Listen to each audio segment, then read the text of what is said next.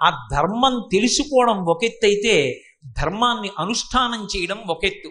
ఇహ సంతో నవాసంతి సతోవా నానువర్తసే తథాహి విపరీతాతే బుద్ధిరాచారవర్జిత అని అడుగుతుంది సీతమ్మ రావణాసురుణ్ణి. నీకిక్కడ చెప్పేవాళ్ళు లేరా? చెబితే వినవా? నీకు తెలియదనుకోవడానికి ఆస్కారం లేదు. నువ్వు వేదం చదువుకున్నావు, సంధ్యావందనం చేస్తావు, అనుష్ఠానం చేస్తావు, అభిషేకం చేస్తావు, ఇన్ని తెలిసున్న వాడివి నువ్వు ధర్మాన్ని విడిచిపెట్టావు అంటే ఆ ధర్మమును ఆచరించని నాడు నీ జీవితానికి ప్రయోజనం ఎక్కడుంది అని అడిగింది. ధర్మము అనేటటువంటిది తెలిసుండడం కాదు, తెలిసుండడం అనుష్ఠించడానికి నేపథ్యం కావాలి. అనుష్ఠాన తత్పరత అంటే రామచంద్రమూర్తిని చూడాలి. ఎంత తెల్లవారుసామున లేస్తాడు, ఎలా స్నానం చేస్తాడు, ఎలా అనుష్ఠానం చేస్తాడు, గురువుల దగ్గర ఎలా ప్రవర్తిస్తాడు, తల్లి దగ్గర ఎలా ప్రవర్తిస్తాడు, తండ్రి దగ్గర ఎలా ప్రవర్తిస్తాడు. ఆచరణాత్మకమైనటువంటి జీవన విధానం అంటే రామచంద్రమూర్తి. అటువంటి రాముడికి పట్టాభిషేకం చెయ్యడము అంటే దానికి పూర్వాంగం ఒకటి ఉంటుంది. ఎందుకు చెయ్యాలి రాముడికి ఇప్పుడు పట్టాభిషేకం అంటే రాముని యొక్క గొప్పతనాన్ని మనం మనసులో స్మరణ చేస్తాం. మీరు రాముని యొక్క గొప్పతనాన్ని స్మరణ చెయ్యడము అన్న మాటకు అర్థం 24,000 శ్లోకాలలో ఉన్నటువంటి రామచంద్రమూర్తి యొక్క జీవితమును పారాయణ చేసి తెలుసుకునేటటువంటి ప్రయత్నము అనేటటువంటిది అక్కర్లేదు. ప్రధానమైనటువంటి మలుపులు రామాయణానికి కణుపులు ఎక్కడున్నాయో ఆ కణుపుని పట్టుకోగలిగితే చాలు. శ్రీరామాయణానికి ఎన్నో కణుపులున్నాయి, ఇక్షుదండానికి ఉన్నట్టుగా. అందులో అనేకమైనటువంటి అమృత భాండములు, అనేకమైనటువంటి విశేషములు, లోకోద్ధారకమైనటువంటి సందేశములు నిక్షిప్తమై ఉంటాయి. పెద్దలు శ్రీరామాయణం గురించి ఎప్పుడు మాట్లాడినా రామాయణం 24,000 శ్లోకాలు చదువుకుని తెలుసుకున్న తర్వాత అనుష్ఠించడం కాదు. రామాయణాన్ని నువ్వు ఏ రంగు కళ్ళజోడు పెట్టుకుని చూస్తే ఆ రంగులో కనపడుతుంది. నీకు ఏ రకంగా రామాయణం కావాలనుకుంటున్నావో ఆ రకంగా రామాయణాన్ని అర్థం చేసుకునే ప్రయత్నం చేస్తే చాలు, అనుష్ఠాన బలాన్ని కల్పిస్తుంది. నేను ఇవాళ ఈ మాట మీతో అన్నాను కాబట్టి ఒక మాట చెప్పే ప్రయత్నం చేస్తాను. అసలు లొంగుట అని ఒక మాట ఉంటుంది. లొంగుట అనేటటువంటి మాట లేదనుకోండి, ఆ ప్రాణి ఎవరికీ ఉపయుక్తము కాదు, తనకి తాను కూడా ఉపయుక్తము కాదు. ఒక ఏనుగు ఉందనుకోండి, మావటికి లొంగుతుంది. అంత బలమైన ఏనుగైనా మావటికి తనంత తాను లొంగిపోయింది కనుక మావటి తెచ్చి అక్కడ పెట్టినటువంటి ఆ అంకుశాన్ని దాటి కాలు కూడా వెయ్యదు కనుక, తొండాన్ని ఊపుతూ అలా నిలబడిపోతుంది కనుక, ఆ ఏనుగు యొక్క కుంభస్థలం మీద గురువాయూరులో కృష్ణ పరమాత్మని ఎక్కిస్తున్నారు, వెంకటాచలంలో వెంకటేశ్వర స్వామి వారిని ఎక్కిస్తున్నారు, అనేక క్షేత్రాల్లో అనేక ఈశ్వర స్వరూపాలను ఎక్కిస్తున్నారు. అదే ఏనుగు నేను ఎవరి మాట వినను, ఎవరికి లొంగను అందనుకోండి, అప్పుడు ఆ ఏనుగు మీద భగవంతుణ్ణి అధిరోహణ చేయించి ఎలా ఊరిరిగింపు చేయిస్తారు? లొంగింది కాబట్టి ఏనుగు ఉపయుక్తమైంది. ఎంత గొప్ప ప్రాణి కానివ్వండి, అది లొంగితేనే ఉపకారం. ఒక గుర్రం ఉందనుకోండి, దాని రౌతుని ఎక్కించుకుని దౌడు తీయడంలో దానికి ప్రాధాన్యత ఉందనుకోండి, అటువంటి శిక్షణ అది పొందితే ఆ గుర్రం వల్ల ప్రయోజనం. ఆ గుర్రం ఎవరిని ఎక్కించుకోదు, ఎక్కిన వాడిని కింద పడేసి పరిగెడుతుంది అనుకోండి, అప్పుడు ఆ గుర్రం వల్ల ఏమిటి ప్రయోజనం? ఎవరికీ ప్రయోజనం ఉండదు. పడిపోయిన రౌతుని కూడా కాపాడగలిగినటువంటి దక్షత గుర్రం యందు ఉందనుకోండి, ఆ గుర్రం ఎప్పటికీ స్మరింపబడుతుంది. ఒకానొకప్పుడు స్కూటర్ కంపెనీ వాళ్ళు చేతక్ అనేటటువంటి పేరు బజాజ్ కంపెనీ వాళ్ళు స్కూటర్లకు పెట్టుకున్నారు. ఆ చేతక్ రాణా ప్రతాప్ సింగ్ యొక్క గుర్రం. ఆ గుర్రం యుద్ధం జరిగినప్పుడు రాణా ప్రతాప్ సింగ్ స్పృహ తప్పి గుర్రం మీద పడిపోతే శత్రువులు కత్తితో పొడిచి చంపడానికి అవకాశం ఇవ్వకుండా రాణా ప్రతాప్ సింగ్ శరీరాన్ని రక్షణ చేస్తూ ఆయనని జాగ్రత్తగా తీసుకొచ్చి అంతఃపురంలో అప్పజెప్పింది. మళ్ళీ రాణా ప్రతాప్ సింగ్కి తగినటువంటి శుశ్రూష చేస్తే ఆయన లేచి బట్ట కట్టి మళ్ళీ పరిపాలన చేశాడు. స్పృహ తప్పి తన మీద పడిపోయినటువంటి తన రాజుని కూడా దక్షతతో రక్షించుకోగలిగినటువంటి శక్తి కలిగినటువంటి గుర్రం కాబట్టి ఆ చేతక్ పేరు ఇవాల్టికి స్కూటర్ కంపెనీ వాళ్ళు పెట్టుకున్నారు. అంటే లొంగనిది లోకంలో ఎప్పుడూ ఉపకారం కాదు. నా అంతటి వాణ్ణి నేను ఎవరికి లొంగాలి అని ప్రశ్న వేసిన వాడు ఎవరికీ పనికిరాడు. వాడు వాడికి పనికిరాడు, వాడు లోకానికి పనికిరాడు. నా అంత వాణ్ణి నేనని గుండెల మీద చెయ్యేసుకు చూపించి అహంకరించినటువంటి వాళ్ళ జీవితాలు పతనమైపోవడానికి పనికొచ్చాయేమో కానీ వాడి నుండి మనం ఇది నేర్చుకుందాము అన్నది ఏదైనా ఉంటే అదిగో అలా గుండెల మీద చేసుకుని గర్వంతో ఉన్నవాడే ఇలా పాడయ్యాడని తెలుసుకోవడానికి ఒకదానికే పనికొస్తుంది అంతే. కానీ వశవర్తి లొంగిన వాడెవరున్నాడో వాడు మాత్రం లోకానికంతటికీ కూడా మార్గదర్శకుడు అవుతాడు. అందరూ కూడా దృష్టిలో పెట్టుకుని ఆయనని ఆదర్శమూర్తిగా స్వీకరించి ఆయన పథంలో నడవవలసినటువంటి వాడు అవుతాడు. లొంగుట అన్న మాటని జాగ్రత్తగా అర్థం చేసుకోవాలి. లొంగుట అంటే ఎవరికి పడితే వాళ్ళకి లొంగకూడదు. లొంగుట అంటే స్వామి భక్తి, అన్యథా దాని పేరంతే. స్వామి అంటే స్వం, అన్నీ ఆయనదిగా కలిగినవాడు. కాబట్టి ఆయన ఎలా చెప్తే నేను అలా వింటాను అంతే తప్ప ఆయన చెప్పనిది నేను వినను, ఆయన చెప్పనిది నేను చెయ్యను, ఆయనకి అపకీర్తి తేను, నా వలన ఆయన బెంగ పెట్టుకోకుండా ప్రవర్తిస్తాను. అలా తనకు తాను వశపడిపోయిన వాడెవడో వాడు లొంగిపోయాడు అని పిలుస్తాం, లేదా స్వామి భక్తి కలిగిన వాడు అంటాం. స్వామి భక్తి అన్నది ఎవరి పడితే వాళ్ళ పట్ల ఉండడానికి వీల్లేదు. ఆఖరికి పరిపాలన చేస్తున్న ప్రభువే కానివ్వండి, ధర్మ మార్గంలో లేనివాడు కానప్పుడు వశవర్తి కావలసిన అవసరం లేదు. ఎందుచేత అంటే అలా ఆదర్శంగా స్వీకరించి వశవర్తి అయితే అలా ఎవడు వశపడ్డాడో వాడి జీవితం పాడవుతుంది. కర్ణుడు దుర్యోధనుడికి వశవర్తి అయ్యాడు. నాకు అపారమైన స్వామి భక్తి అన్నాడు. ఏమయ్యాడు కర్ణుడి చిట్ట చివరికి? అక్కరలేని చోట స్వామి భక్తి, యోగ్యత లేని చోట స్వామి భక్తి ప్రదర్శనం మంచిది కాదు. రామచంద్రమూర్తి పట్ల స్వామి భక్తి ప్రదర్శించిన హనుమ ఏమయ్యాడు? నిత్యస్మరణీయుడు, ప్రాతస్మరణీయుడు, ఎప్పుడూ నమస్కరించవలసిన వారు భవిష్యత్ బ్రహ్మ అయ్యారు. అంటే ఎక్కడ ధర్మం ఉంటుందో అక్కడ వశవర్తి కావాలి. ఆయన నాకు ఎదురుగుండా ఉండక్కర్లేదు, నేను ఈ పని చేస్తే వారు అంగీకరిస్తారా ఆ ఒక్క ప్రశ్న నాలో ఉందనుకోండి. ఇవాళ మహాస్వామి వారు శరీరంతో ఉన్నారా లేదా పక్కన పెట్టండి, నేను ఇలా ప్రవర్తిస్తే మహాస్వామి వారు నా ముఖం చూస్తారా, నేను రేపు పొద్దున్న గురుర్బ్రహ్మ గురుర్విష్ణు అంటూ ఆయనకి నమస్కారం చెయ్యగలనా, ఈ సాయంకాలం నేను సంధ్యావందనం చేయడం మానేసి రేపు పొద్దున్న పూజామందిరంలోకి వెళ్ళి ఆయనకి నమస్కారం చేయడం కుదురుతుందా, ఆయన ఒప్పుకుంటారా? ఒక్కనాటికి ఒప్పుకోరు. కాబట్టి సంధ్యావందనం చెయ్యి. ఏది పోని నీకు అక్కర్లా, సంధ్యావందనం చెయ్యి. నీకు ఆయన ఎదురుగుండా ఉన్నారా కాదు, ఆయనకి నువ్వు వశవర్తివయ్యావు. అందుకే ఆయన ఎదురుగుండా నిలబడక్కర్లేదు. ఆయన దీనిని అంగీకరించరు, నువ్వు ఆ పని చెయ్యవు. ఇది మనిషిని దిద్దుతుంది. ఒక పెద్ద బండరాయిని తీసుకొచ్చి పడేసి నేల మీద శిల్పి ఉలిపెట్టి సుత్తి పెట్టి చెక్కుతాడు. తాను చెక్కినటువంటి శిల్పానికే ప్రాణప్రతిష్ఠ చేసి దేవాలయంలో నిలబెట్టిన తరువాత అర్చకుడు వచ్చి కంటి చివర చిన్న పెంకుండిపోయింది, సుత్తితో కొట్టేయి అన్నాడు అనుకోండి, శిల్పి ఇక దాన్ని కొట్టడు. ఇంకా పెచ్చు ఉండిపోయినా అది నన్ను కూడా అనుగ్రహించగలిగిన స్వామి, అలా చెక్కకూడదు, తప్పు, మీరు నన్ను అడగకూడదంటాడు. అదే శిల్పి ఆ శిల్పానికి ప్రాణప్రతిష్ఠ జరిగే వరకు దాన్ని గుండెల మీద కూర్చుని సుత్తితో కొట్టాడు. ఒకసారి నీకు నిజంగా మనసులో ఆ లొంగుబాటన్నది అలవాటైతే, ఎవరికి నువ్వు వశవర్తివి కావాలో వారికి వశవర్తివి కావడం అన్నది అలవాటైతే, నీ జీవితం దేవాలయంలో ప్రతిష్ఠింపబడినటువంటి పరమేశ్వర స్వరూపం, నీ నామము లోకోద్ధారకమవుతుంది, యుగాలతో సంబంధం లేకుండా స్మరింపబడతాడు. అటువంటి వాడు లోకాన్నంతటినీ ఉద్ధరణ చేస్తాడు. అందుకే రామచంద్రమూర్తి మనకి జీవితంలో నేర్పినటువంటి పాఠం ఇది. ఆయన ఎవరికి వశవర్తి అయ్యాడు? ఆయన తల్లికి వశవర్తి, తండ్రికి వశవర్తి, గురువుకు వశవర్తి. మీరు శ్రీరామాయణాన్ని పరిశీలించండి. శ్రీరామాయణంలో అత్యంత ప్రకాశాన్ని పొందినటువంటి వ్యక్తులు ఎవరున్నారో వాళ్ళందరూ కూడా వేదము ఎప్పుడు ఎవరికి తాను వశవర్తి కావాలని చెప్పిందో వారికి వశవర్తులయ్యారు. అందుకని అది వేదోపబృంహణమైంది. అలా లొంగని నాడు సీతారాముల యొక్క వ్యక్తిత్వాలకు అర్థం లేదు. రాముడు ఎవరికి వశవర్తి? తండ్రికి వశవర్తి.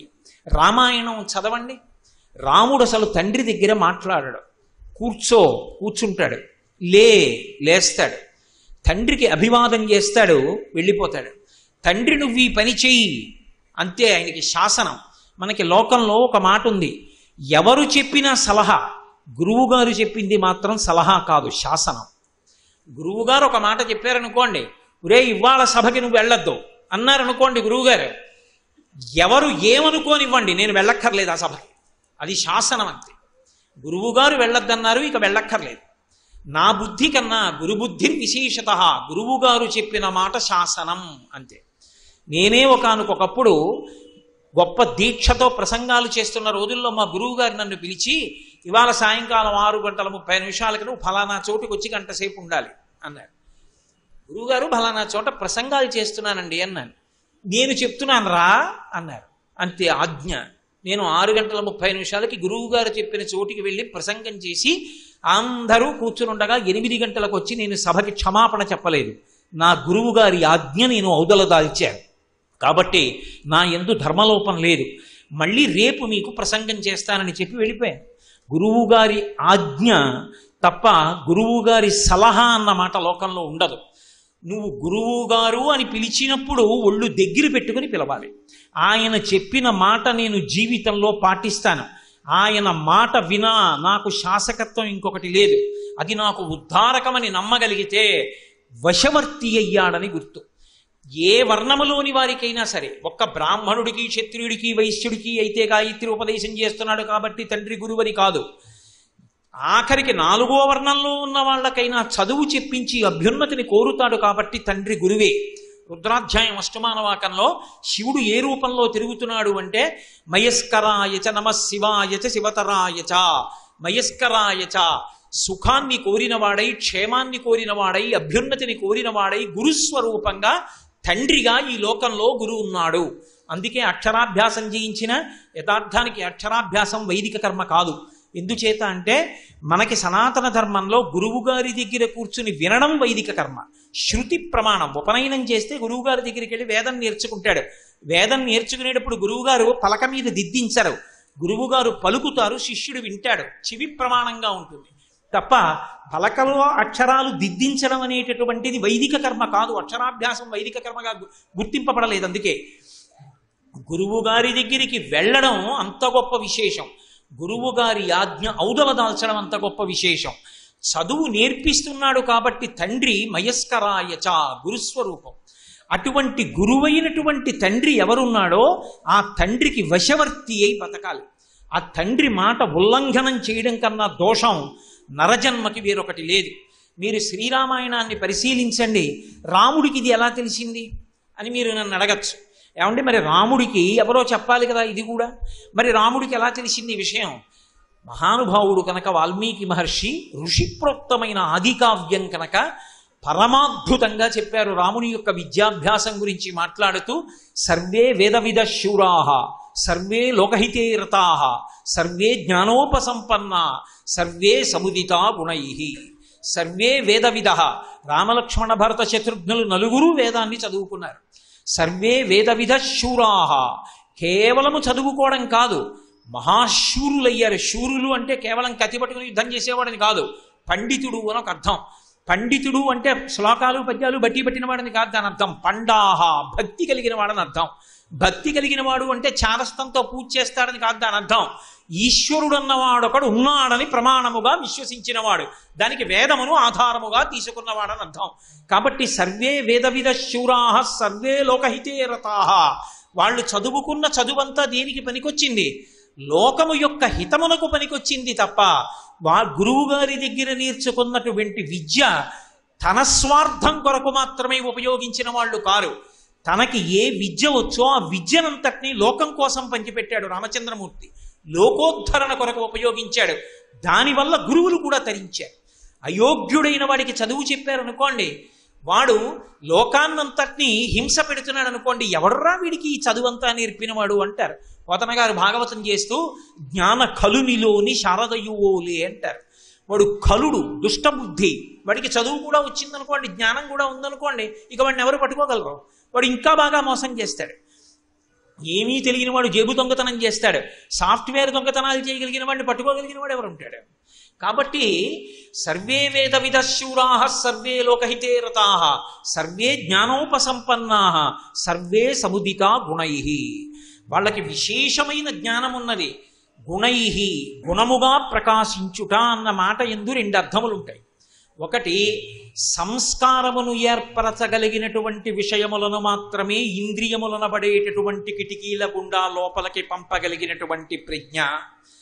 ఆ ప్రజ్ఞ చేత ఆర్ద్రమైన మనస్సు నుండి ఉద్భుతమైనటువంటి మంచి ఆలోచనల చేత లోకహితమైనటువంటి కర్మ ఆచరించుట. ఇప్పుడు నేను అలా నడిచి వెళ్ళిపోతున్నాను అనుకోండి, ఎవరో ఒక ఆవిడ ఏడుస్తోంది, అయ్యా నాకు అన్నం లేకపోతే పర్వాలేదండి, 3 రోజుల నుంచి బిడ్డకు అన్నం లేదు, కళ్ళు తిరిగి పడిపోయింది, ఒక్క రొట్టె ముక్క కొని పెట్టండి. విహంగ శిశవ్విషణ్ణే దుష్కర్మ ఘర్మపనీయ చిరాయ దూరం అంటారు కనకధారాస్తవంలో శంకరాచార్యులు వారు. పక్షి అయితే పర్వాలేదు, పక్షి పిల్ల మాయి బ్రాహ్మణి అన్నాడు. ఆకలితో పడిపోయిందనేటప్పటికీ నాకే అన్నం లేనంత తల్లడిల్లిపోయి వెళ్ళి రొట్టె తెచ్చి అక్కడ కూర్చుని పిల్లని నీళ్లు జల్లి పైకి లేపి నీళ్లు ఆ రొట్టె పెట్టి కాసిన మంచినీళ్లు తీసుకొచ్చి ఇచ్చి, అమ్మ పిల్ల అలా పడిపోకుండా చూసుకోమని ఒక 50 రూపాయలు ఇచ్చి వెళ్ళాలి అంటే అసలు నాలో ఆ ఆకలిని గుర్తించి ఆవిడ ఆకలి నా ఆకలిగా పరితపించగలిగినటువంటి సంస్కారం ఉండాలి.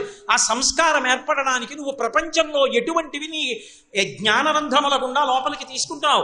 కళ్ళతో చూడకూడనివన్నీ చూస్తే మనసుకి సంస్కారం ఎక్కడి నుంచి వస్తుంది? చెవులతో వినకూడనివన్నీ వింటుంటే సంస్కారం ఎక్కడి నుంచి వస్తుంది? లోపలికి వెళ్ళేవి మంచివి పుచ్చుకున్నారు. గురువుల యొక్క నోటి గుండా రావలసినవి ఏవి మంచివో అవి లక్ష్మణ భరత శత్రుఘ్నుల మనసులలోకి వెళ్ళాయి. గళంతీ శంభోహత్వ చరిత చరిత కిల్బిషరజో దళంతీ ధీకుల్యా సరణిషు పతంతీ విజయతాం దిశంతి సంసార భ్రమణ పరితాపోపశమనం వసంతి మచ్చేతో హృదభి శివానందలహరి అంటారు శంకర భగవత్పాదులు. చెవుల గుండా వెళ్ళవలసిన అమృతం లోపలికి వెళ్ళింది.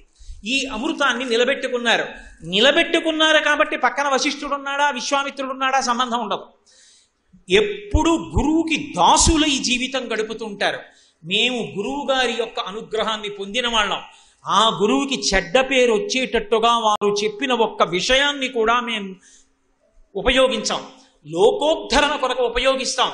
ఇలా ఉపయోగించడానికి వీలైన రీతిలో వాళ్ళ మనస్సు ఆర్ద్రత పొందిన మనసు యందు సత్సంకల్పములు కలిగి ఆ సత్సంకల్పముల వలన లోకమునకు హితము కలిగేటట్టుగా వేదాన్ని విద్యల్ని వశిష్ఠుడు రామలక్ష్మణ భరత శత్రుఘ్నులకు బోధించాడు.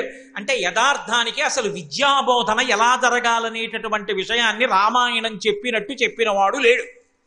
ఇవాళ తరగతి గదుల్లో పాఠ్యాంశాన్ని ఎలా చెప్పాలి అంటే వాల్మీకి రామాయణం బాలకాండని ఆదర్శంగా తీసుకుని తయారు చెయ్యాలి. లోకహితే రతాహ, తెలుసుకున్న విషయాలు లోకము యొక్క హితము కొరకు ఉపయోగపడేటట్టుగా చెయ్యగలిగినటువంటి ప్రజ్ఞ రామలక్ష్మణ భరత శత్రుఘ్నుల యందు అంకురించేటట్టుగా వశిష్ఠుడు విద్యాబోధ చేశాడు. ఆ కారణం చేత రాముడికి తెలుసు తండ్రి ఎవరో. తండ్రి అంటే కేవలము జన్మనిచ్చినవాడు కాదు, మయస్కరాయచ, తన సుఖము కొరకు తన ప్రాణాన్ని కూడా విడిచిపెట్టేస్తాడు. అసలు ఆయన హృదయంలో అంత ప్రేమ ఉంది. త్యాగము చెయ్యడము వినా కొడుకు వలన నేను ఈ సుఖం పొందాలని కోరుకునేటటువంటి లక్షణము ఏ తండ్రి యందు ఉండదు. ఏ తండ్రి అయినా తను ఆఖరికి కొవ్వొత్తిలా కరిగిపోయినా పర్వాలేదు, కొడుకు వృద్ధిలోకి వస్తే చాలు. ఇటువంటి లక్షణము తండ్రి యందు ఉన్నది. కాబట్టి ఆయన చెప్పినది నేను వినాలి. నేను ఆయనకి చెప్పడం కాదు, వెళ్ళి ఆయనకి నేను పదే పదే మాట్లాడడం కాదు, ఆయన మాట్లాడుతున్నప్పుడు చెవులు దొప్పలు చేసుకుని నేను వినాలి. ఇది రాముడికి అర్థమైంది కాబట్టి తండ్రికి వశవర్తి. రాముడి జీవితంలో గురువులకు వశవర్తి. వీళ్ళకి లొంగాడు రాముడు. లొంగని జీవితం ప్రయోజనకరం కాదు. రాముడు కూడా మానవుడే అయినప్పుడు మానవుడైన రాముడు కూడా ఎవరికి లొంగాలో వాళ్ళకి లొంగాడన్న మాట లేకపోతే అసలు రామాయణ కావ్యానికి అర్థం లేదు. అందుకే రాముడు గురువుకి తండ్రికి అంత వశవర్తి. మీరు చూడండి, తండ్రి విశ్వామిత్రుడు వచ్చిన సందర్భంలో రామచంద్రమూర్తి యొక్క వివాహ ప్రస్తావన చేస్తున్నాడు. విశ్వామిత్రుడు వచ్చాడని తెలియదు. రామచంద్రమూర్తికి తగిన సంబంధం తీసుకురమ్మని అడుగుతున్నాడు. అభ్యాగచ్చన్ మహాతేజ విశ్వామిత్రో మహాముని. అకస్మాత్తుగా విశ్వామిత్రుడు వచ్చాడు. ఏదో రాక్షస సంహారం చెయ్యాలి, యజ్ఞ సంరక్షణం చెయ్యాలి, నీ కొడుకుని పంపించన్నాడు. అక్కడి నుంచి పుత్రవ్యామోహంతో దశరథ మహారాజు గారు నేను పంపను ఊనషోడశ వర్షో మే రామో రాజీవలోచన నయుద్ధయోగ్యతామస్య పశ్యామి సహరాక్షసై. 16 సంవత్సరములు కూడా లేని ఈ పిల్లాడు వచ్చి యుద్ధం ఏం చేస్తాడు? వీల్లేదన్నాడు. దెప్పి పొడవకూడదు. తండ్రి ప్రేమ అంటే అలాగే ఉంటుంది. లేక పుట్టినటువంటి కుమారుడు. ఆ ప్రేమ లేకపోతే తండ్రి స్థానంలో దశరథుడు ఎలా నిలబడగలుగుతాడు? అందుకే పంపనన్నాడు. ఇంత పంపను అన్నవాడితో విశ్వామిత్రుడు ఒక మాట అన్నాడు. నా కొడుకు కొడుకు అని పిచ్చెక్కిపోతున్నావు, నీకేం తెలుసురా రాముడి గురించి? అహం వేద్మి మహాత్మానం రామం సత్యపరాక్రమం వశిష్ఠోపి మహాతేజ ఏచేమే తపసి స్థితా. నాకు తెలుసు రాముడెవరో, నీకేం తెలుసు రాముడెవరో? వశిష్ఠుడికి తెలుసు రాముడెవరో. అంటే ఇప్పుడు చెప్తే ఎవరు చెప్పాలి పంపమని? వశిష్ఠుడు చెప్పాలి. అందుకే వశిష్ఠుడు లేచి చెప్పాడు. అసలు విశ్వామిత్రుడి గొప్పతనం ఏమిటో, విశ్వామిత్రుడితో ఎందుకు రాముణ్ణి పంపాలో, పంపితే వచ్చే ప్రయోజనం ఏమిటో, ఎన్ని అస్త్రములు ఉపదేశం చేస్తాడో, లోక కళ్యాణానికి కావలసిన రీతిలో రాముణ్ణి చెక్కగలిగినటువంటి గురువు విశ్వామిత్రుడు ఒక్కడే. నిర్ధారణ చేసినటువంటి వాడు వశిష్ఠ మహర్షి. ఇప్పుడు పంపించాలి. మహర్షి వాడిన మాట ఏమిటో తెలుసా?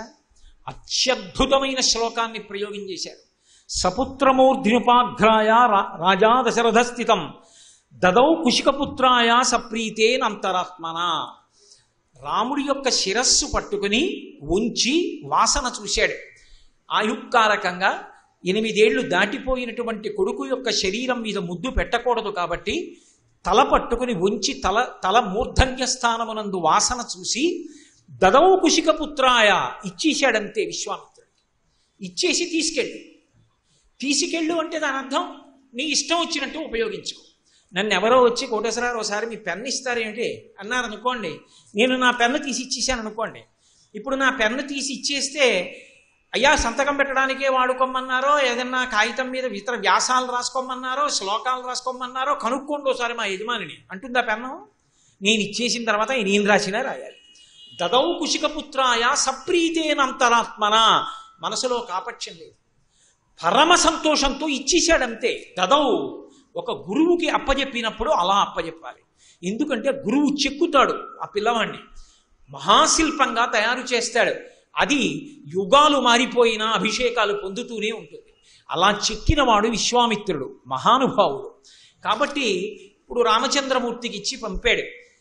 గురువుగారు మనం ఎక్కడికి వెళ్ళాలండి అని కానీ, గురువుగారు మనం ఎక్కడ ఆగుతామండి అని కానీ, గురువుగారు మనం బయలుదేరినప్పుడు మన దగ్గర మంచినీళ్ళు ఉన్నాయా అండి అని కానీ, మార్గమధ్యంలో వెళ్ళేటప్పుడు ఆకలేస్తే తినడానికి మన దగ్గర ఆహార సంభారములు ఏమైనా ఉన్నాయా అండి అని కానీ రాముడు ఒక్క ప్రశ్న వెయ్యలేదు. శ్రీరామాయణం చదివితే 1.5 యోజనముల దూరము సరయూ నది దక్షిణ తీరంలో నడిచి వెళ్ళిపోయాడంతే.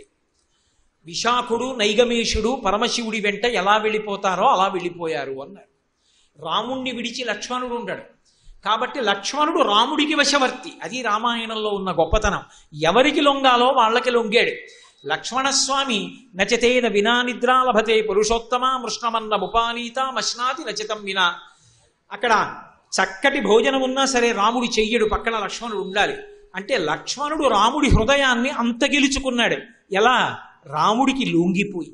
కాబట్టి ఇప్పుడు రాముడు లేని లక్ష్మణుడు ఉండడు, రాముడితో లక్ష్మణుడు వెళ్ళిపోయాడు. ముందు విశ్వామిత్రుడు నడిచి వెళ్ళిపోతున్నాడు, వెనక వీళ్ళిద్దరూ నడిచి వెళ్ళిపోతున్నారు. ఒక్క ప్రశ్న వెయ్యలేదు. గురువుగారితో వెళ్ళడం ఒకటే ఉంటుంది. గురువుగారితో వెళ్ళిన తరువాత నిన్ను పనికొచ్చేవాడిగా తయారు చేయడానికి ఎక్కడ ఆగాలో, ఎక్కడ ఏం చెప్పాలో గురువుగారికి తెలుసు. నువ్వు అడగక్కర్లేదు గురువుగారిని. వెళ్ళిపోయాడంతే. అందుకే కదండి రామాయణంలో అంతటా వాడబడినటువంటి మాట ఒక్కటే, కర్తవ్యం. కర్తవ్యం అంటే నువ్వు చెయ్యవలసినది. బాధ్యత అంటే నిన్ను పాడు చేయడానికి భుజముల మీదకెత్తుకున్నటువంటి బాధ్యత. అందుకే బాధ్యత అన్న మాట ఉండదు, కర్తవ్యం. ఏది చెయ్యాలో అది నువ్వు చేశావా అంతవరకే తప్ప, నా కొడుకు సంధ్యావందనం చేయలేదనుకోండి, ఒరే తప్పు సంధ్యావందనం చెయ్యి చెప్పడమే నా కర్తవ్యం. గంట సేపు చెప్పాను, వాడు చేయలేదు. వాడు చెయ్యకుండా వచ్చి పలహారం తినేస్తున్నాడు, నేను గుండెలు బాధేసుకోకూడదు. నా కర్తవ్యం అయిపోయింది. నేను చెప్పాను వాడికి చేయమని, చేయలేదు, వాడి కర్మ.